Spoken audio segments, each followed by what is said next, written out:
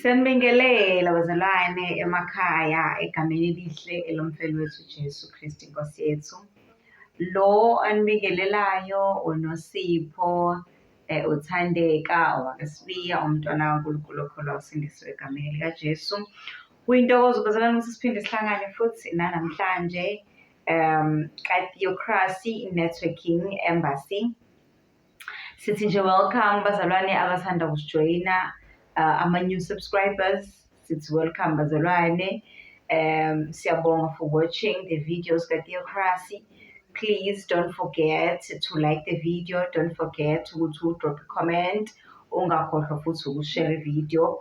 Ushare nje video, usharele noma i-WhatsApp group ongabasharela umzalwane ongamsharela. Please share the video egameni likaJesu. Lo nibingelelayo bazalwane uNosipho owakwaSibiya. Umntwana kaNkulunkulu okholwa usindisiwe owenzelwa umusa odele konke isisebenzi sikaNkulunkulu embusweni kaNkulunkulu full time. Hallelujah. Amen. Angihambi ngedwa namhlanje bazalwane, as you can see ngiyahamba nosisi wami Inkalana engicela ukuthi-ke abingelele azi-introduce yena egameni likaJesu. Welcome my sister, siyabonga nawe futhi namhlanje. Hallelujah. Ngiyanibingelela lonke bazalwane egameni likaJesu Kristu waseNazaretha. Okhulumayo umamncane usindisiwe omthanda kakhulu uNkulunkulu. Bazalwane bengicela nje ukuthi ngiqale ngalokhu. Kunomzalwane owacela inamba yami kulo bafakazi, so bengicela ukuthi ngiqale ngiyibize inamba yami. Oh, okay. Amen. Inamba yami ithi 063 29 77013. Rephinde futhi 063 29 77013. okay. Amen bazalwane. Odinga ukumcontacta komamncane uzomthola leyo namba ke egameni likaJesu Kristu waseNazaretha. Ngabe imibuzo, ngabe isiluleko nje ya okusentandweni nje kaNkulunkulu okuhle nokungcwele nokuthandekayo uyatholakala egameni likaJesu. Amen. Bazalwane-ke namhlanje asiye-ke emnyalozweni wosuku noma ubufakazini bosuku. Siza ukuthi uNkulunkulu ufisa sizwe namhlanje noma umamncane yini esenhlizweni yakhe akafisa ukuthi asharele yona namhlanje ka-Theocracy Networking Embassy. Singabantwana bakaNkulunkulu sisembusweni kaNkulunkulu egameni likaJesu. Amen. Amen. Hallelujah bazalwane. Hallelujah. Phinde ngibingelele kwesibili. Namhlanje ngifisa ukuthola ubufakazi bazalwane. Njengempilo yami nje sukela ebuncaneni bami ngikhula bazalwane. Ngiyacela umoya ongcwele ukuthi angihole ekumele ngikusho namhlanje ngikusho. Amen. Amen. So ngicela ukuthi siqale bazalwane sifunde incwadi etholakala kuTimotheo wesibili chapter 2 verse 19. Okay.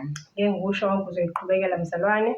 Ngizosho nje le part esekuqaleni ethi nokho isisekelo esiqinileyo sikaNkulunkulu sinalolu phawu lokuthi inkosi iyabazi abangabayo. Amen. Amen bazalwane. Hallelujah. Le ncwadi isho nje into eqondile ukuthi inkosi iyabazi abangabayo. Amen. So bazalwane nami ke uNkulunkulu ngisho ngisemseni wenkosi ukuthi nami ngibe ngomunye wangabantu. Amen. So indlela engikhule ngayo ke bazalwane ngizothi ukuxoxela ngokokuzalwa bazalwane. Kuleya video ngathi ngokuzalwa ngowasenkande nowenkande ngihlale khona sengikhulile. Empeleni ngizalwe eplazini bazalwane endaweni kwakuthiwa kaSiphithi, seskipha seduze naseVryheid. So sizalwe khona ke uma isebenza lapho bazalwane. Ngiyakhumbula ukuthi ngathi sengineminyaka ewu5 noma u6 umama wasengisa eGoli usisi wakhe umamkhulu wami. So mengise eGoli ke bazalwane isizathu ukuthi angise eGoli futhi ukuthi ubesebenza so engekho umuntu ozosala nomntwana. So wathatha isinqumo sokuthi ke akangise kusisi wakhe.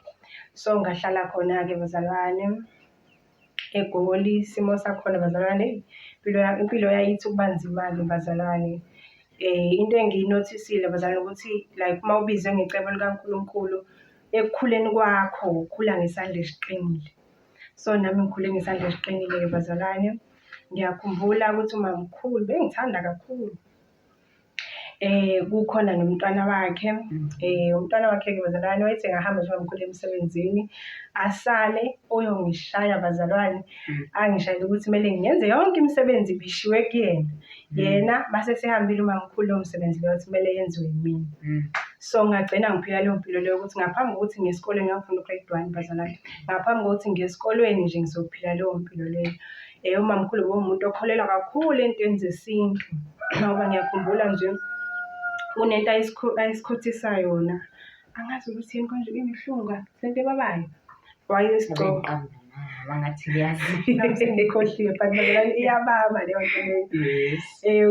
Wayefika asithele yona la then siyayikhotha-ke isihlungu. Yes, ngiyacabanga yiso ngoba siyabanga isihlungu. Yes, leyo nto kanjalo. So sisebancane-ke besithela yona ekuseni, njalo ekuseni masiya esikoleni nantambama futhi senze leyo nto leyo, yasithela yona siyayikhotha-ke bazalwane. Uyanichazela nizokwani? Wayethi mayichaza ethi yenzela ukuthi siqine nje sivikeleke nje. Wayesho kanjalo kumele sivikeleke nje siqine. So saphila leyo mpilo-ke nje ukuthi ekuseni before sesikoleni noma ntambama sesolala futhi senza lokho. Kukhona iva lengungumbane bazalwane ayicobhoze kule isihlunga futhi bese iyasihlaba umzimba wonke bazalwane. Sasiphila leyo mpilo njalo nje usuku nosuku sasiphila leyo mpilo leyo bazalwane. Sebancane nathi asazi makuthiwa nje yenzani ukuze nivikeleke, hayi nathi siyenzani. Hayi noma kwakunzima-ke kokukhotha ibona kunzima kakhulu bazalwane, ibaba leyanto. Kodwa siyenza-ke bazalwane usuku nosuku. Kwahamba isikhathi-ke wavakasha-ke umama, kwethi kwakuvala iy'kole, ngiyacabanga kwakuJuni kuvala iy'kole, wafika umama ezovakasha-ke. Mayefika ezovakasha uma isikole engangifunda kusona bazalwane kwakudwetshwa nje kuphela, kakungabhalwa. Wawudweba ama-aphula, udweba ama-orange, sasenza leyo nto leyo nje ku-grade 1 isidweba kuphela. So mayefika umama uthi angibhale igama lami. So manje kumele ngibhale igama lami bazalwane, angikwazi ukubhala igama. So umama acasuke bazalwane angishaye. Ngiyakhumbula ukuthi uma wathi uma engishayile-ke wangishaya ngaze wangishaya ngase kwafika isikhathi sokuthi ngilale. Engifuna ukuveza bazalwane ukuthi ngakusasa ngizuma engishayile ngayizolo, ngavuka nginento nje engalweni bazalwane, kwangazathi ngishila. Umuntu uma eshila ibharunde lelo ukuthi umuntu ushile, kodwa phakathi kukhona okumhlophe okubukeka njengobisi. Ngavuka nginjalo-ke bazalwane. So uma ngivuka nginjalo-ke ngitshengisa umamkhulu nomama, athi mamkhulu hayi khona umuntu ahlola kuyena, kumele siye khona. Ngangizase incane bazalwane. Ngihambe-ke nami-ke, ngihambe naye umamkhulu, angazi lutho nami ukuthi kwenzakalani, kodwa umamkhulu kwaba nguye oxoxa nalowo muntu lowo ohlolayo. Kusho ukuthi-ke mayeseshe sebuya mayechaza ukuthi uthembe la muntu la, wathi hayi amadlozi acasukile-ke manje yingakho-ke kwenze kanjena-ke. Manje into eyangimangaza sengicabanga nje manje sengidala ukuthi hawu, amadlozi acasule ukuthi umama ushaya mina kodwa futhi ashisa mina. Into nje yagcina ikumangaza. Futhi bazalwane ngaqhubeka-ke nje ngakhula bazalwane, lolo hlobo lokuthi ngiyashaya before nesikoleni ngiyashaya. Kodwa nje uNkulunkulu wangipha isibindi-ke bazalwane, wakhumbula ukuthi ngangisasemncane kwaze kwafika usuku, kodwa la engathi nje sekwanele, akho zitsho engizoyigeza mina. Umamkhulu umsebenzi wonke unike wena. Ngoba futhi ngikhumbula kahle kwangashaywa mina ngedwa, kwagcina kuthiwa ngibize nabangani bami abawu-2, naye ebiza abangani bakhe abawu-2. Kusho ukuthi sesibawu-3, omunye nomunye ushaye wakhe. Sasiphila leyo mpilo bazalwane. Kwaze kwafika usuku-ke la ngithi khona sekwanele. So ngakhula-ke nje bazalwane until mangilande-ke ngibuyele ekhaya. Hayi mafika isikhathi sokuthi ngibe sekhaya-ke noma nakhona ekhaya nje bekuwumuntu okhule nje, njengoba ngisho ukuthi ngikhule ngesandla esiqinile bazalwane. Benginika imisebenzi eminingi kuneyabanye, futhi ne-punishment yami ngisho ngabe senze icala elifanayo, kodwa i-punishment yami ibithi ukuqina bazalwane. Ngoba ngiyakhumbula nje khona la sesihambe khona sinosisi wami sengikhulile-ke, siselokishini sinosisi wami singashongo ukuma. So masihambile-ke hayi sendaweni yokuphuzela-ke la kuphuzwa khona bazalwane, ngiyakhumbula ukuthi ngisathi nje sihlezi ngabona ngingena umalume bazalwane, ngabona ukuthi ngabanjwa-ke Nkosi yami. Wangena-ke umalume, wayengena umalume wayikhuluma nefoni, wabe sephendula-ke nje ukuthi hayi ngiyamthola sisi nami kanti ukhuluma nomama. Hayi kwaba nzima-ke bazalwane. Sahamba-ke umama-ke wagcina umalume wami esenginika ifoni ukuthi angikhulume nami nomama, ngichazela nje ukuthi hayi ngimthole khona la ematshwaleni ePhuzi. Hhayi ngakhuluma-ke efonini sengithukile nginovala Nkosi yami ukuthi uma uzongishaya. Hhayi nangempela ngikhulume-ke nomama efonini asho-ke vele umama ukuthi nje uzongithola ntombazane yami ngizokushaya. Angazi-ke mase seshilo vele njalo vele ngizoshaya. Hhayi okay nosisi wami naye sibanjwe sobabili kodwa njengoba ngisho umthetho uqina kakhulu kimi bazalwane. Hhayi ngihambe-ke ngibe novalo. Wena yini ubumdala? Cha bengimncane kunaye usisi wami lo ngimshoyo bengihamba. Okay-ke hhayi mina ngithuke-ke vele-ke bazalwane ngibe nginalokho nje ukuthi ngiyathanda ukuthi ngisheshe nje ngiy'sothe iy'nto zami. Ngangijwayele into yokuthi ngifuna ukusheshe ngiqede icala lami. So ngagibela-ke bazalwane ngakusasa mangigibela-ke hhayi ngempela uma ngishaye bazalwane ngikhumbula ukuthi wangishaya ngenduku yemoto bazalwane. Wangishaya ngendlela angishaya ngayo kwakuze kukhale usisi wami omncane bazalwane. Wayethi uma ngishaya bese ngingakhali-ke bazalwane. Indlela engidalwe ngakhona bazalwane nami bengize ngingayi-understand kahle. Bengilo muntu onesibindi bazalwane, benginesibindi kakhulu. Indlela yokuthi bethi uma engishaya umama bengingakhali mina kodwa bekukhala usisi wami omncane. Ngakusasa ngavuka angikwazi ngisho ukuhlala phansi ngendlela ayengishaye ngakhona umama. Okay shothi ngikhuleke nje ngaleyo ndlela leyo ukuthi kimi nje umthetho uyaqina. Ngiyakhumbula nje ngelinye ilanga usisi wami esefuna u-grade 12 so umama anginike umsebenzi omningi kasho ukuthi hhayi futhi usisi wakho-ke uyambona ukuthi uzobhala so kumele enze umsebenzi. Okay ngize ngiqale ngiqedele ukuthi ngasheshe ngabuya mina ngashaya. Usisi wami wabuya mhlawumbe emva ka-3 days bazalwane wangashayi ukusho umthetho wawuthi uqina vele kumina bazalwane. Kodwa-ke bazalwane konke kwakuhlelwe inkosi sengiyakubona manje ukuthi konke kwakuhlelwe inkosi. Ngiyakhumbula nje izwi elitholakala kuMahubo 119 verse 71 ethi kwangilungela ukuba ngihlushwe ukuze ngifunde izimiso zakho. So izimiso zikaJehova ngaba ngiy'fundanga ukuba ngihlushwanga bazalwane. So ngafika-ke nje kuleso simo leso-ke bazalwane usisi wami ongashaywa-ke ngangabi nankinga ngoba ngagcina sengijwayele ukuthi hhayi isandla siqina kakhulu kimi. Kwahamba usisi wami la efunda khona u-grade 12-ke uma nginika umsebenzi omningi ngawenza-ke kwaba khona engikukhohlwayo-ke hhayi wangishaya nakhona kwaze kwakhala yena usisi wami omdala ukuthi hawu mama ukhawule phela. Hhayi okay bazalwane ngaqhubeka-ke ngakhula kanjalo njengoba ngisho ukuthi like indlela engikhule ngayo indlela lithe ukuhluka kwabanye. Ngoba ngiyakhumbula ukuthi ngangifunda u-grade 4 ngiyacabanga sihambe nesikole. So uma ngifunda u-grade 4 sihambe nesikole sawubona iy'lwane ezoo bazalwane ey'hlukahlukene. Engikukhumbulayo kwakukhona ngisho iy'nyoka bazalwane.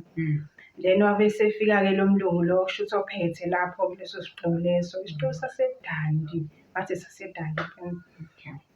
So mayifika-ke lo mlungu wayephethe inyoka bazalwane wachaza ukuthi le nyoka le ayinawo ushevu. So ucela ukuthi kube khona umuntu ozoyibamba leyo nyoka leyo. Bazalwane ngangisasemncane kodwa yimi ngaba u-number 1 ngayibamba leyo nyoka leyo.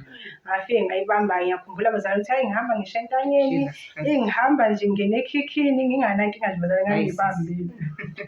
So bazalwane mase ngiyicabanga nami indlela engikhule ngayo lithe ukuhluka kwabanye. So nje kodwa wawuyithandela ngithi. Ngangiyithandela nganginesibindi ngendlela eyisimanga kanti nesandla futhi engikhule ngaso besiqina kusho ukuthi okwami bekunakho nje ukuhluka nami mase ngicabanga manje ngiyabona ukuthi ngempela kwami bekuthe ukuhluka. So ngaqhubeka-ke bazalwane ngakhula-ke ngoba yiphi enye iphathi sengivele okay ngakhula until bazalwane ngize ngishade.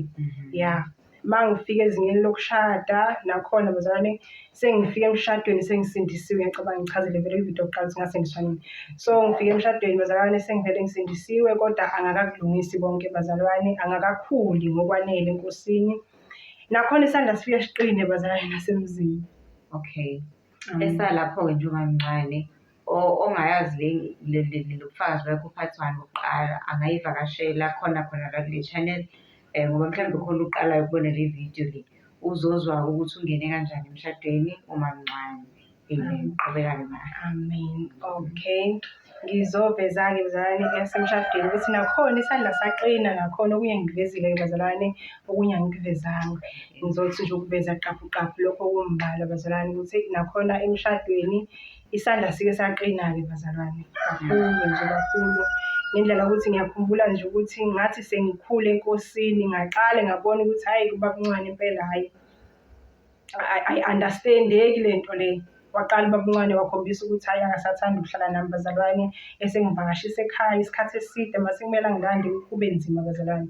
So sandlula-ke nje kulawo ma-process lawo bazalwane, even emzini manje kuyaqala kuba nzima nakhona.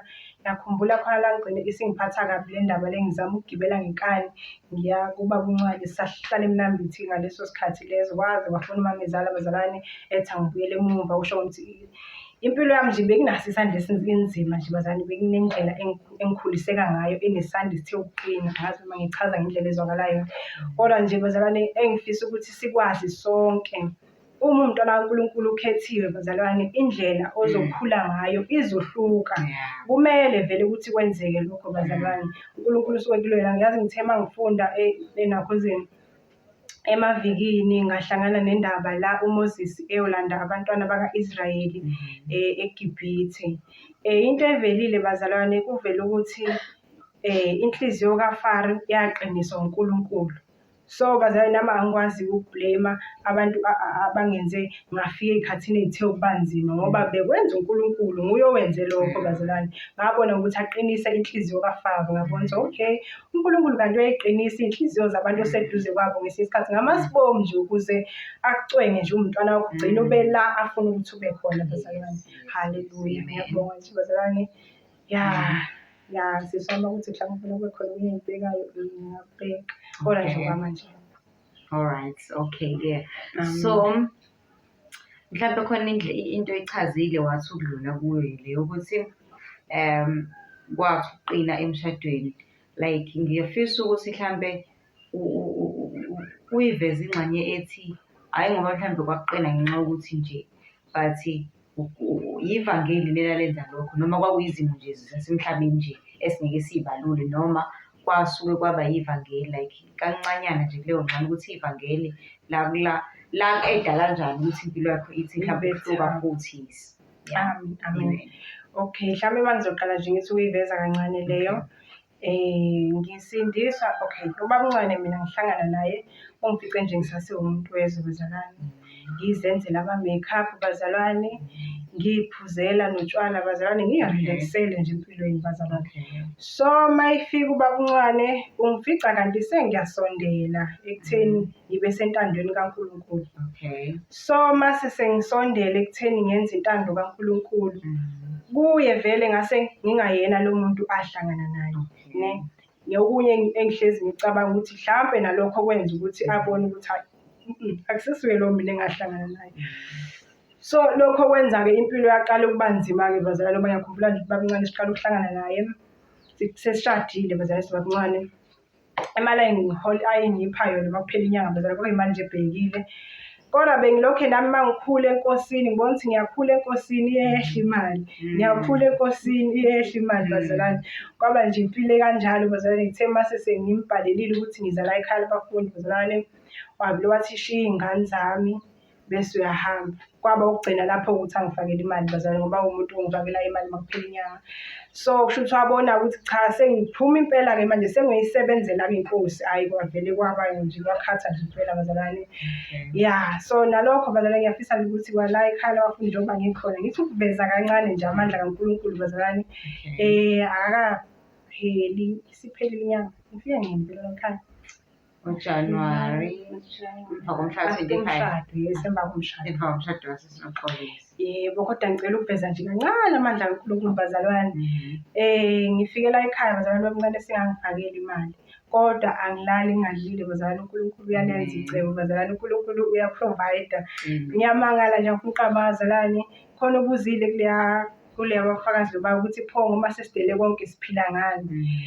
Bazalwane into engimchazele yona ile yenzakalayo bazalwane. uNkulunkulu uyamthinta umuntu omele afake imali, uyamthinta umuntu omele athenge ukudla bazalwane. uNkulunkulu wenza ngendlela nami engimangazayo, ngifuna uqamba ngoba nje uma ngizobala eyamasimu, sinawo amasimu, kwakhona amasimu ekhaya labafundi bazalwane. Siyatshala, siyahlakula, sithunga iy'cathulo, but bazalwane lokho angifuna uqamba akusikho esidiphende kukho bazalwane. uNkulunkulu usondla ngendlela yakhe, so nje ngizobonga nje uNkulunkulu bazalwane akukunike. Into ongakwazi nawe uyichaza. Angazi ukuthi uNkulunkulu wenza ngendlela kodwa usebenza ngey'ndlela zakhe ey'ningi kakhulu. Ongeke uze usho indlela eyodwa ukuthi uNkulunkulu nayo indlela asebenza ngayo. kuyasetshenziswa ngama-talents, ngama-skills, ngezandla zethu, kodwa futhi uNkulunkulu usebenza nje ngendlela ehlukile egameni kaJesu. Okay-ke ngifisa singayidluli-ke le Mamncane ukuthi wena uhlala ekhaya labafundi, omunye uzoba ne-question ngoba ngisho ukuthi abanye bakayibona ividiyo kuqala.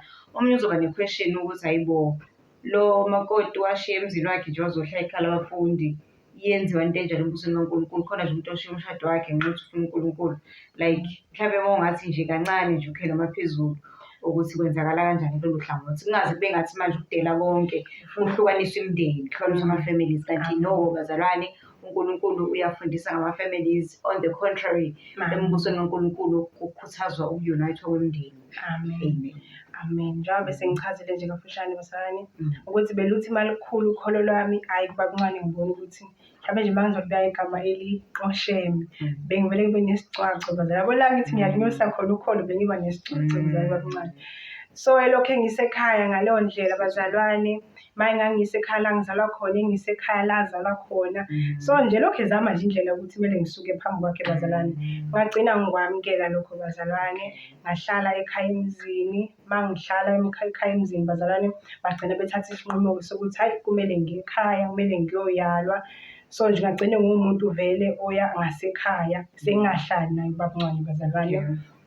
Ngathi ngixoxela ubabncane ukuthi ngizohlangana nabazalwane ngoba vele bese ngingahlali naye, gcine ngika-accepta lokho yabo, ngikwamukela ukuthi yazini ubabncane akangifune eduze kwakhe. So angiyikhonzele inkosi, angihlukanisele inkosi ngoba vele ngiyayithanda inkosi uJesu Kristu bazalwane. So ngathi sengisekhaya-ke bazalwane, ngambhalela-ke, ngibhalela imeseji ngimchazela ukuthi hayi ngiyahamba ngiyohlangana nabazalwane. Mangimchazela ukuthi ngiyohlangana nabazalwane-ke wabe sengibhalela-ke imeseji naye ngiphendula wathi hamba-ke ushiye abantwana bami, ungahambi nabantwana bami. So nabantwana ngaze ngabashiya-ke ngaleyo ndlela bazalwane, ngamlalela ngabashiya abantwana. Amen. Okay, ngendlela ochaza ngayo insindiso nje nokuyihlukanisela inkosi, waqala wangahlanganyela into enjwalelizwe njengani ungakadeli konke, kodwa waqala waphuma ekuthenini uhlanganyele mhlawumbe makunemicimbi. Yes. Ngaqala manje even ukuzi-eda indlela uNkulunkulu angidale ngayo ngayiyeka bazalwane, ngayeka oma-makeup ngangizenza kakhulu, ngize ngenza abantu ama-makeup bazalwane, kwakulona bhizinisi engase ngithi ukulizama. Ngagcine ngiyeka nakho-ke bazalwane, ngazihlukanisela inkosi. Manje vele kubabuncane vele sengingumuntu ohlukile, angiseyena lo angithola bazalwane. So nje kube into kanjalo. Okay. So ngamanye amazwi usho ukuthi wena ukhetha ukukholwa okunokuthi ukhetha uku-compromise ngevangeli ngenxa yokuthi ugcina umshado wakho. Kunento esakhuluma kanjena uMamncane bazalwane, kunento engike ngayishare nabazalwane ukuthi ungavumi ukulahlekelwa izinto zaphakade ngenxa yezinto zesikhashana. Yabo lo bufakazi bakaMncane akusiyinto elula le bufakazi abusherayo. I cannot say much ngoba it's something I've never experienced, but mangilalele nje ngiseceleni ngezwe ukuthi hayi lo mzalwane uzidelile ngenxa kaJesu.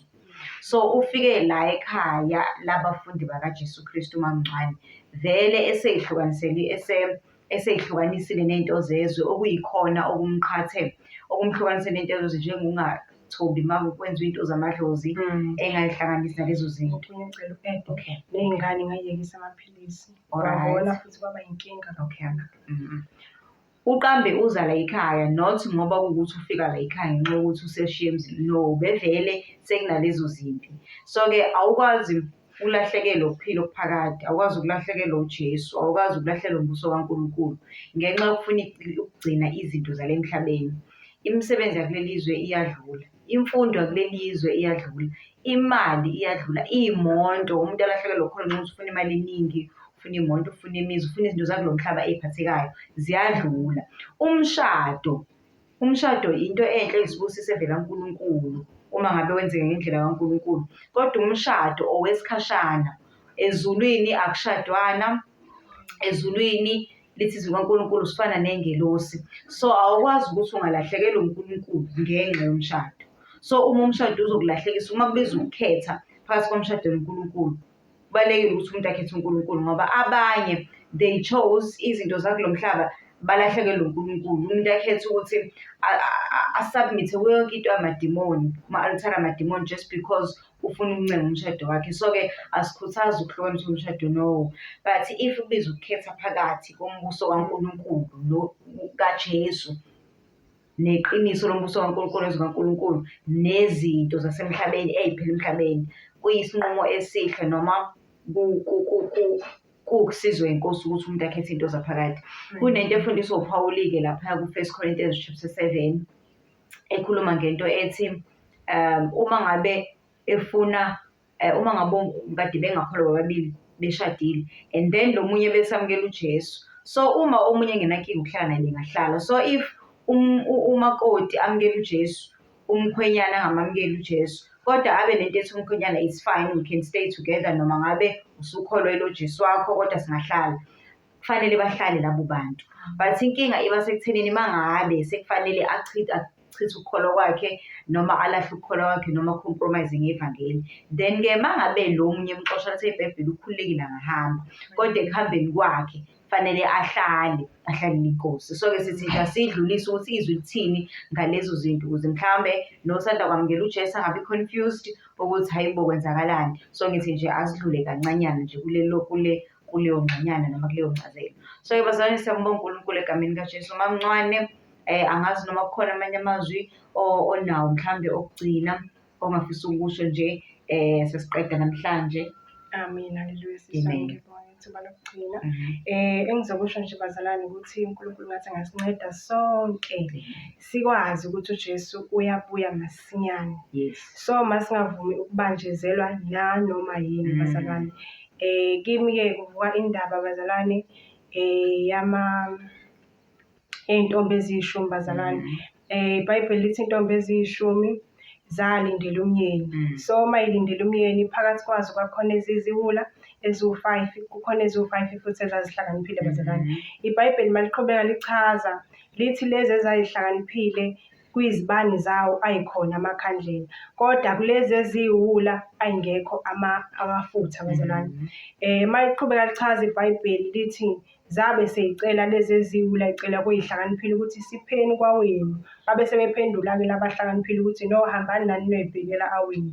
So bazalwane, ukujika kwabo beyobheka kwabe sekubuya kwenkosi uJesu. So ngalawo mazwi ngithi nawe mntwana kaNkulunkulu kungenzeka ukuthi ubambezela izinto ozibona isemqoka manje, uthi hayi ngisafuna ukulungisa nje kancane. Omunye uthi hayi mina ngizwile kuthiwa kuyaphuma kwi-system yezwe, kodwa mina ngizoqhubeka ngihlale kuyo kancane, khona izinto ey'ntwana engisafuna ukuyilungisa. Kanti uJesu sekuseduze abuye, sekuseduze ukuthi umyeni abuye. So ngiyacela ukuthi mzalwane lento uyicabangisise ngoba lithi iBhayibheli ukubuya kwenkosi uJesu Kristu akekho kwaziyo bazalwane, uyobuya ngokuphazima kweso bazalwane. So kumele sikwazise lokhu, sikubeke ey'nhliziyweni zethu bazalwane, ngoba akekho waziyo usuku nehora inkosi uJesu ezobuya ngakho. So kumele sihlezi silindile usuku nosuku.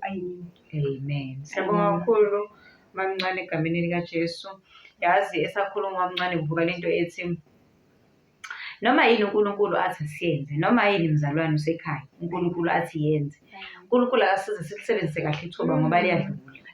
Uthola ukuthi omunye akasithathi isinqumo sokwamukela uJesu, uyezwa khona kumele amukele uJesu kodwa akasithathi isinqumo, lokhu ithalalisa. Isikhathi siyadlula. Omunye uyezwa ukuthi fanele kube khona izinto akayidelayo, kodwa manje usathalalisa, usashona lena usathi hayi kusasa nakusasa athi kusasa. Omunye khona umkhuleko nje kufanele ungene mhlawumbe, khona i-fasting nje kumele ayenze. Omunye khona lo muntu okufanele kalabantu afanele baqhele empilweni yakhe abamqhelisayo ekukholweni, khona abangani abangamsozi uNkulunkulu afanele baqhelisa. Nento ethi hayi kusasa noma ina compromise, kanti kumele abe nento ethi aka-compromise kubangani ukuze bazi ukuthi hayi umngani useshintshile, kube yibona abaqhelayo uma ukuthi bayifunda ukukholwa, kodwa ungabe ukuthi uyacompromise just because wenzela ukujabulisa abantu. Omunye uzwe isinqumo sokuthi no sekumele azidele manje, uyezwa ukuthi enhlizweni yakho uNkulunkulu ubeke lokho, bese unento ethi nje hayi kusasa. Omunye usadila ne-addiction ethile, umuntu ethi hayi ngizoqala nje ukudila nazo, uqala uyithandazela, ngizoqala uyiyeka next month, next month aphinde ethi next month. Noma yini okufanele siyenze noma inkosi ethi siyenze, asiyenze manje ngoba isikhathi siyadlula. Uzoprocrastinate noma uzothalalisa, kanti kusasa kuzokwenzeka something obungacabanga ukuthi ngenzeka. Kuzobuya uJesu kanti necebo likaNkulunkulu okufanele ngabe uyalenza noma uyalifeza ngalokhu ukuthalalisayo sokuthi icebo likaNkulunkulu alifezeki. So-ke mayisho kanjena kumamncane ngikhumbula leyo nto ukuthi asingathalalisi umuntu nomuntu akenze okufanele akwenze ngoba uJesu uyabuya masinyane. Amen ma. Siyambonga kakhulu uNkulunkulu bazalwane, singakhohlwa-ke ukusubscribe. Uma ungakasubscribe, please subscribe. Please like the video. Makhona umbuzo onawo, drop a comment. Noma makhona ufisa ukuthi just drop a comment down below. Makhona ukusizile namhlanje noma ufundile kule video namhlanje. Khona nokugoda ukufundile noma ukusizile. Please just drop a comment down below ukuthi ukuphi ukubambile noma ukuhla enhlizweni yakho kuyilapha ku-comment section. Siyabonga kakhulu bazalwane emakhaya, uJesu asigcinele nina. Sinithanda ngothando lukaKristu Jesu, inkosi yethu, inkosi yomusa, inkosi yenkazimulo. Sihlala enkosini, singakhohlwa inkosi yasilungisa, isilungiselela ukubuya kwakhe. Kuyisibusiso ukuba nani kade uChrist. And thank you for watching ividiyo zifike ekugcineni. God bless you. Amen.